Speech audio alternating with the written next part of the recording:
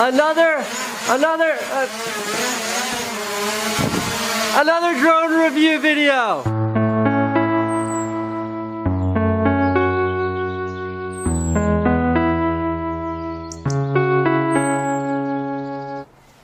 Oh, I know why it's dark. Hello from East Farmingdale, Long Island, home of Adventureland. Because Adventureland is so cinematic and I happen to be out here in Long Island, this seemed like a perfect time to do a test of the brand new, the DJI Phantom 4 Pro. Quick caveat, this video is not sponsored by DJI or any other companies, this is just a tech review. This is the latest and greatest from DJI. It looks exactly like the Phantom 4, but it has more sensors and a much, much better camera. I just got it yesterday. I did an unboxing.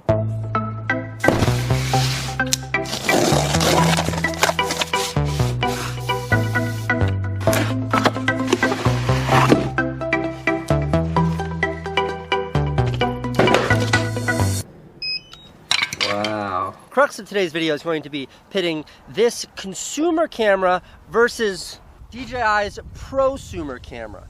This is meant for sort of novice and hobbyists. This is meant for semi-professionals. Now for good form, I'm also going to be flying the DJI Mavic. DJI Mavic is a much smaller consumer hobbyist drone. Also my favorite new tech of 2016. This thing is incredible, but its image is limited, which is why I'm excited to try out this Pro gear today. Obviously there are a lot of hardware differences across these drones here. The Mavic is the most compact, tiny controller that you need a phone for. The coolest part of the Phantom 4 Pro is that the screen is built in. You don't need a phone for this sucker. And then this is this like, now the main thing I want to determine is this thing actually better than this thing, or is it just slightly bigger, cooler looking, and harder to deal with?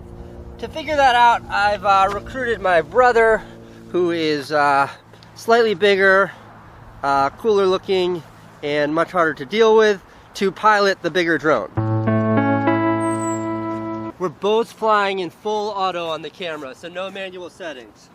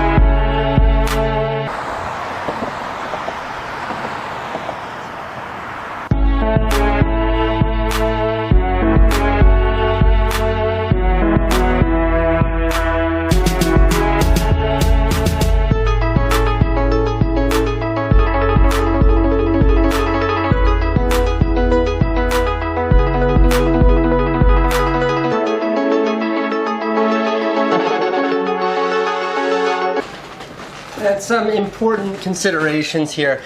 The lighting conditions that we were flying in that day were not optimal. It was really flat and everything was kind of even looking. This thing doesn't perform well in low light. That's not really represented here.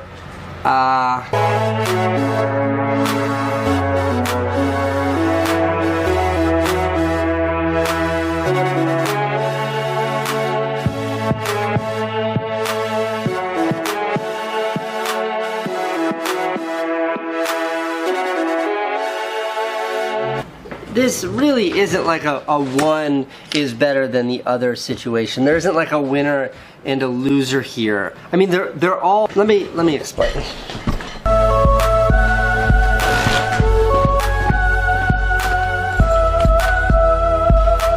This is a prime example of something I talk a lot about when it comes to camera gear called diminishing return. Let me explain.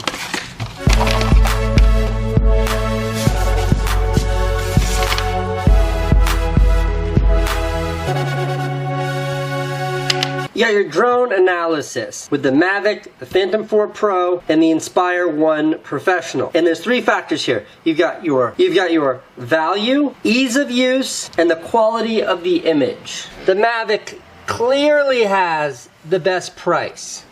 The Phantom, moderately priced. The Inspire is expensive. When it comes to which one is easiest to fly, the Mavic is the easiest to fly, no question. The Phantom is pretty easy to fly, and the Inspire is, well, it takes a little bit more practice. It's hard to, it's not that easy. Which lands finally on the quality of the image. Image quality on the Mavic is fine. Image quality on the Phantom, perfectly good. Image quality on the Inspire is borderline professional. So it's hard to say which one is best. It really depends on what you're looking for, what the priority is. So if you're watching this video at all thinking about buying a drone, and then and you still don't know where you should land, here's a good way to think of it. This Mavic, I think, yields an image that is closely like maybe what like a high-end Galaxy phone would look like, or an iPhone would look like. Really great quality. People look at it and say, hey, that looks great. But someone with a keen eye might. The Pro here is a big step up, and I would liken the Pro to something closer to like maybe a low-end SLR or super high-end point and shoot, like a really high-quality image that when people look at that, they might be like, wow, that looks professional. And then the big guy, my little brother took it home. I don't have the Inspire. I would liken to the camera that I'm shooting this on right now. This right here, this is like a Canon 5D Mark IV. It's a prosumer, borderline professional camera that people will see and they'll say, look, like that looks like a movie or a TV show that looks so pro. So that's kind of it. Which one's my favorite? This one. It's just so